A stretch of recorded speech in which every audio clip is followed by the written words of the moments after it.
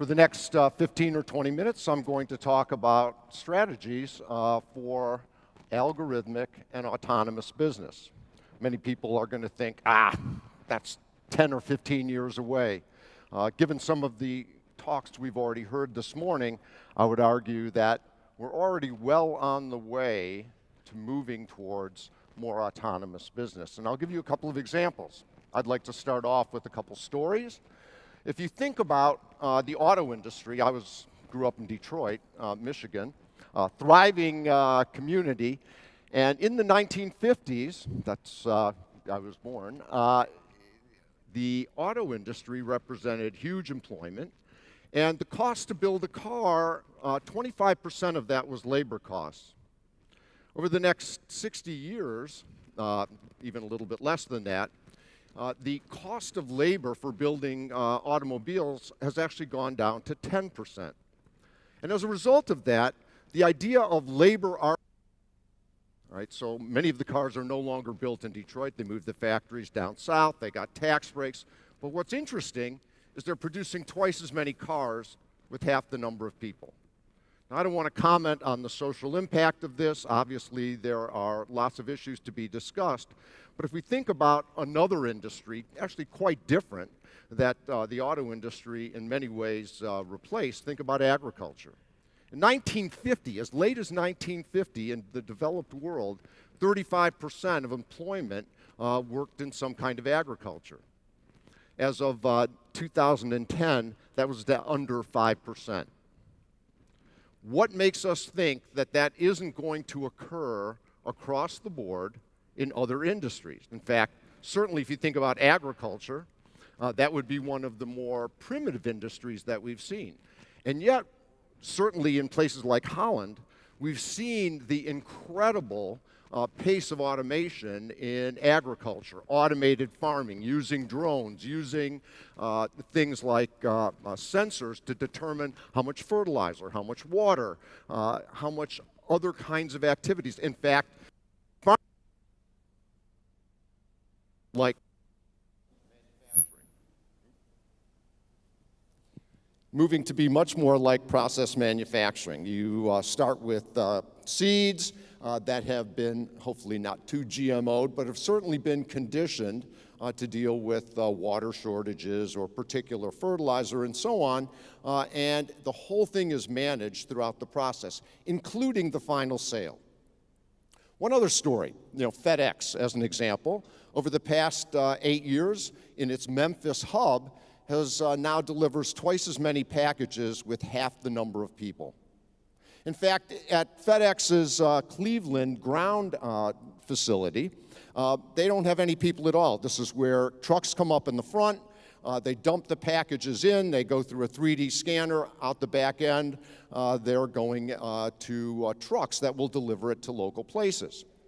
The actual inside of the warehouse is really a bunch of conveyor belts.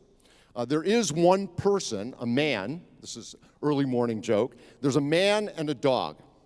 The job of the dog, the job of the man is to feed the dog because it's all equipment. The job of the dog is to keep the man away from the equipment. It's all automated.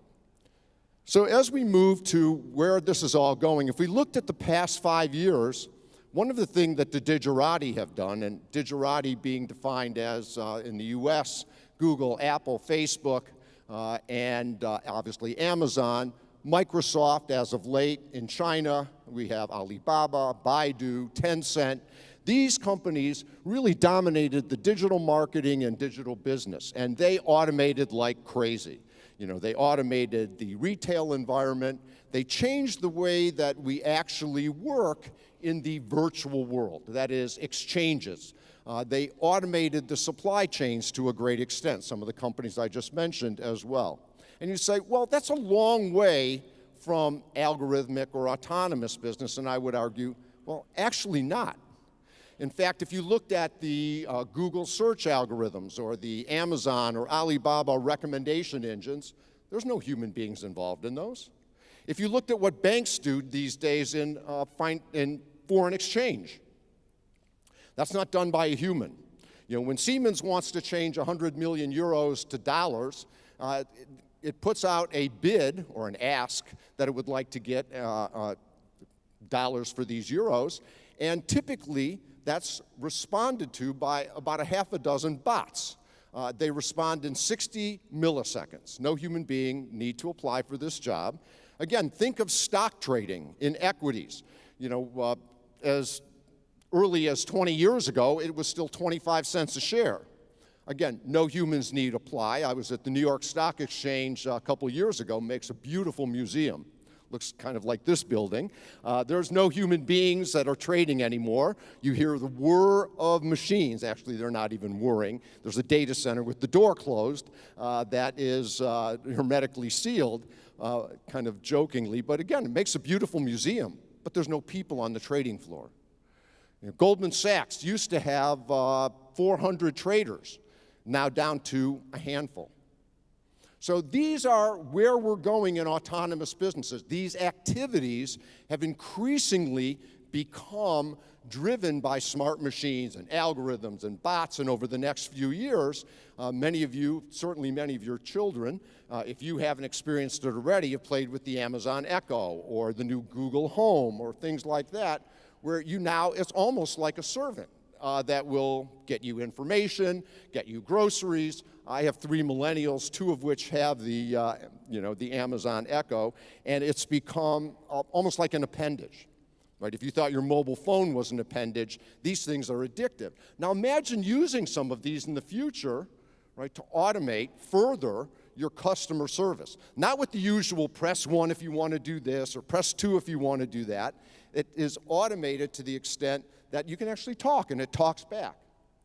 That's, again, we're going to see that level of automation over the next few years. And so for businesses, I would argue, this is a no-brainer.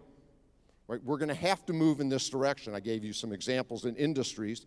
We'll certainly see this in and already have, in the exchange, in the virtual world, so banking, financial services, insurance, already being extremely automated. And again, if you looked at the digerati, the number of employees that they have, Facebook has fewer employees than HP Enterprise will lay off in the next few years. You know, if you looked at the banks, are moving very aggressively, both in Europe and the US, not just because returns are lower, which they are, of course, but the margins are shrinking, and they're laying people off like crazy, whether it's Deutsche Bank or UBS, Bank of America. They're talking tens of thousands of employees. I'm not making a value judgment here, but this is the direction. So when we think of autonomous business, what does it really mean? It's not that the business is totally autonomous yet, but certainly we're going to put in place these learning machines and learning algorithms. So when we talk about, for instance, trading, as I just mentioned, in foreign exchange, there's intelligent algorithms that will go out. It used to be they were set free in the morning, right, by the big banks to go and figure out what's going on in the market, collect data on what the status of the market is. Is the market moving forward or backward? What's happening to the Chinese RMB versus the dollar, or versus the euro, or versus the Russian ruble? What's going on in the macroeconomic situation at any given point in time? Does it look like the markets are going up? All of that is data collected. It used to be set in the morning. Now what happens is, yep, it's set, but the best ones actually go out gathering data during the day and modify. In other words, there's machine learning and deep neural networks that are making decisions that actually alter the algorithm of what will be bid, right, at a particular point in time during the day. And in fact, it's an arms race, really an arms race. If you think about algorithmic business, and this is where companies are going to have to invest in the next 5, 8, 10 years, it really is very different from where we've all come from in information technology. Right? This is definitely around technology, which is virtual sensors, a virtual sensor being a social network, an e-commerce exchange. You know, those give the digerati information about what is happening in the virtual world, and they've done an incredible job. You know, the previous speaker talked about the government. Imagine what Google and Facebook and Alibaba and Tencent are doing, you know, to collect information on us. You know, our digital persona, our digital twin, whatever you want to call it.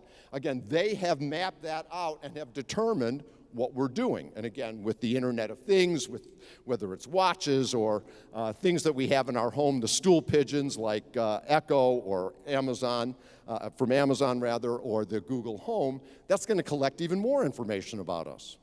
That's going to let the businesses make semi-autonomous decisions about what to sell us next. This is what, again, Google and Facebook and Alibaba and Amazon already do. Some of them sell their information to advertisers, which sell us more goods. Some of them sell that information to other, to sell us more things, right?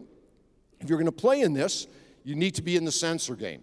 Whether you put physical sensors out, if that's part of your world, or you use virtual sensors to map people and determine what's going on. You're going to need to figure out, what do I do with the data that I collect? Then you're going to need to process that in some kind of grid or hyperscale computing that I'm sure some of the sponsors here would love to talk to you about. Maybe it'll be in a cloud, maybe it'll be your data center. But without question, the key to all of this is going to be the intelligent analytics that put all of this together, right? The smart machines. And we talked a little bit about whether it's AI or machine learning or deep neural networks, natural language processing. The answer is all of the above. And you say, I've been hearing this for 20 years in the computing industry. What's different now? What's different is the compute power and the networking are orders of magnitude more powerful. In the past, when we talked about AI, we were talking primarily around inference machines and probabilities because we didn't have enough data. We now have billions of things that are already communicating data, not to mention billions of human beings doing transactions where there's all of that data. You're going to need all of this if you want to play in that game. So the concept that we use when we think about this, this is a made-up word, much like we made up digitalization about 6 or 7 years ago, and I call it autonomosity. And that's the tendency of machines or systems or businesses or governments or even processes to become more autonomous. In other words, to operate more independently. And again, we're already seeing this in many areas at I'll call it the beginning of the Internet of Things era. Mining companies, for instance, and natural resource companies are employing robots like never before. I call them robots. They might be semi-autonomous machines, Rio Tinto and BHP. As the mining industry went south in the past 3 years, they laid off 20, 30, 40% of their workforce and replaced them with remote-controlled machines. We're already seeing that in port facilities. As I mentioned, we're seeing it in warehouses. Amazon, for instance, in its warehouses bought Kiva robots, 3 or 4 years ago. The warehouses are lights out. Very few human beings in it. Basically, the robots go and pick and place. Not perfect yet, but moving in that direction. I mentioned FedEx and many others. We're seeing this as well in many of the, almost a reviviscence of the whole robotics area that we're seeing. Again, manufacturing prices going down. Think, for the last 30 years, what we've seen is a whole move to labor arbitrage, right? Move cheap labor to the east, right? Whether it was China or India or Southeast Asia. The next 5 to 10 years, we are going to see manufacturing come back, but without the labor. As I mentioned, twice as many cars down in the southern part of the U.S. With less than half the labor cost in the actual component. And that will continue in industries. Walmart, for instance, just a couple years ago, this was an article in Business Week, had a Chinese supplier that was building some kind of a little statue that it was selling, wanted them to come to the U.S. In China, they had 60 employees. They agreed to come to the U.S. to one of the southern states to actually make it. And they found a machine tool that would do it and ended up with 15 employees and maybe going down to 10. And they still had the flexibility to make other devices. 60 employees to 15 when they moved to the U.S. So yes, there'll probably be jobs coming back, just not very many. And certainly manufacturing is going to come back as we move to more autonomous types of factories. And the reason being is energy costs, material costs are the same to build a factory. If the labor costs are roughly the same, right, between, say, the US and Europe and China to actually make a car, when you consider the supply chain costs, I think in the next 5 years we're going to see a return of manufacturing even to places like Europe.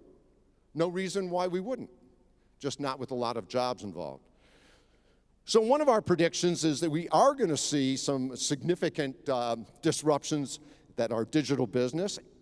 A lot of these, as we look out 5 or 6 or 7 years, will actually be conceived by algorithms. In other words, part of this deep learning that we're talking about will be the ability of algorithms, because they'll be set free under certain parameters, like we'd like to optimize these functions, we'd like to optimize profitability, and here's the last amount of data for a year.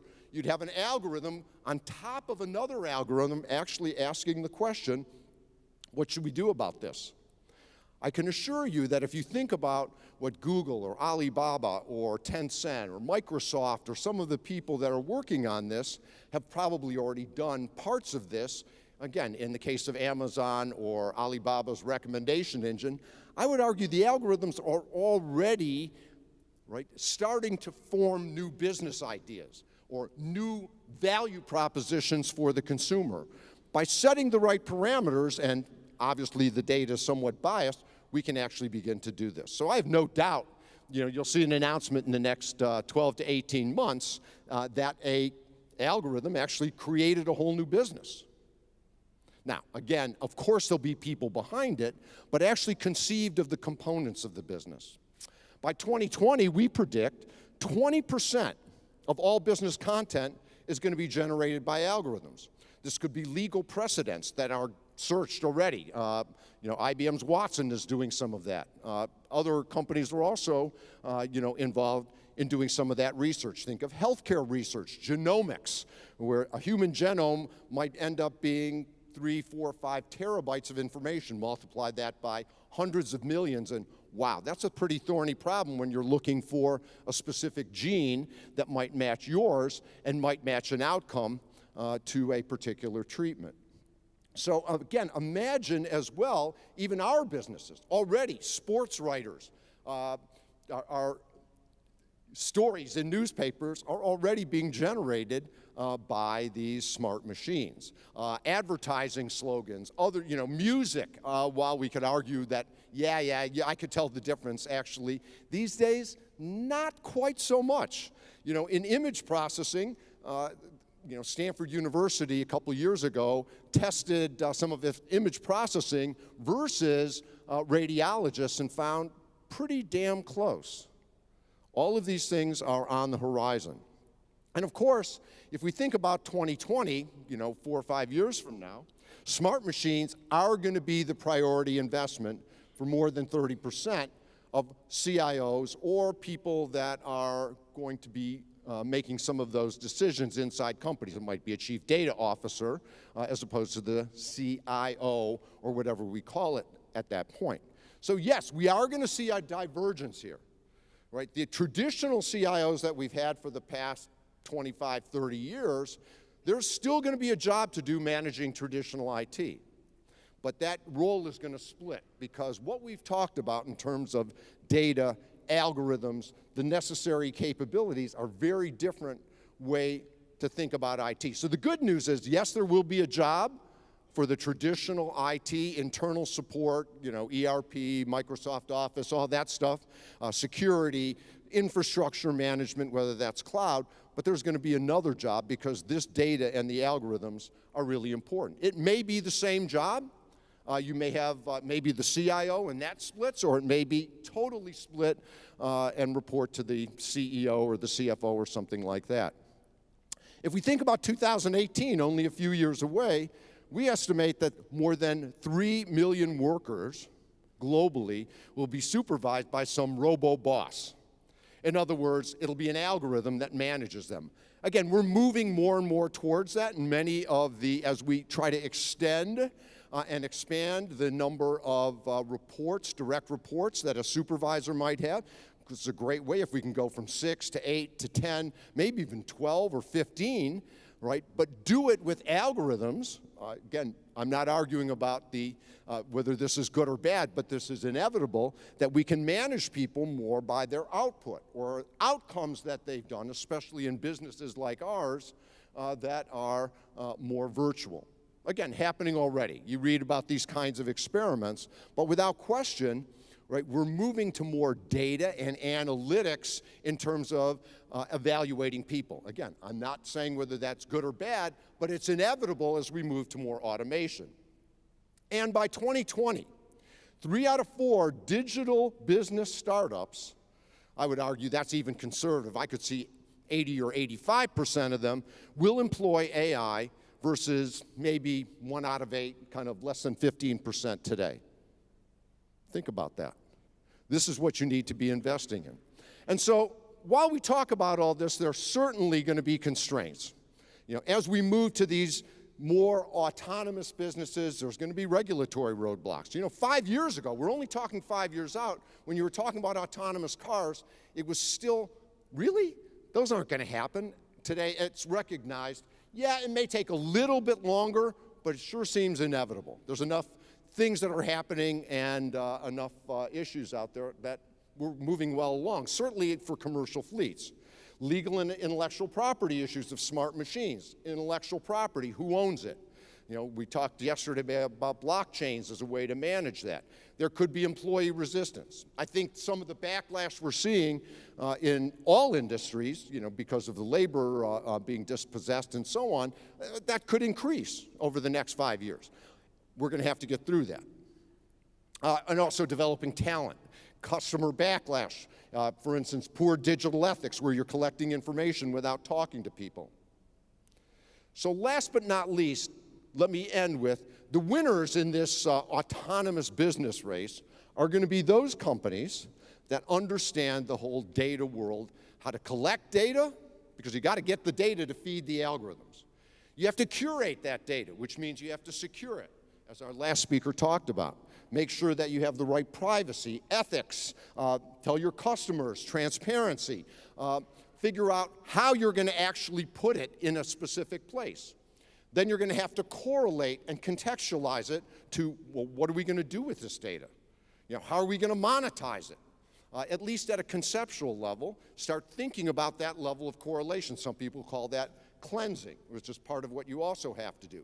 At that point, we're going to begin crunching that data, and hopefully, in the end, we're going to figure out a way to employ algorithms to make money at it, which is what we call coining. Thanks a lot. Ladies and gentlemen, Kutnick. Thank you very much.